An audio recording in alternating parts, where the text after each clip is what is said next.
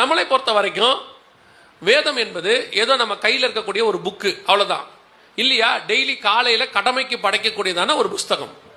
ஆண்டவர் சொல்றாரு, நான் என்னுடைய மகத்துவங்களை அவர்களுக்கு எழுதி கொடுத்தேன், அவர்களோ அதை அந்நிய காரியமாய் எண்ணினார்கள். இன்னைக்கு பைபிள் அப்படிதான் இருக்கு. இன்னைக்கு உலகத்தான் என்ன நடக்கும் தெரியாது, பயப்படுறான். ஏன்னா வசனம் சொல்லுது, லூக்கா 20, பூமியில் நடக்கிற சம்பவங்களை கண்டு மனுஷனுடைய இருதயம் சோர்ந்து போகும் இருக்கு. என்ன நடக்கும் தெரியாது, சோர்ந்து போகும். ஆனா ஏன் தேவ ஜனங்களும் சோர்ந்து போறாங்க? இவர்கள் தேவன் தான் ஜீவன் உள்ளவராச்சே, இவங்க தேவன் தான் எழுதி கொடுத்துட்டாரு எல்லாத்தையும் மொத்தமா 3000 வருஷத்துக்கு தேவையானது எல்லாத்தையும் எழுதி கொடுத்து கடைசியில எண்டுன்னு போட்டு கொடுத்துட்டாரு, முற்றிற்று, இதையோட எதையும் சேர்க்காத எதையும் குறைக்காத, உனக்கு தேவையானது எல்லாம் இதுக்குள்ள இருக்குன்னு எழுதிட்டார்.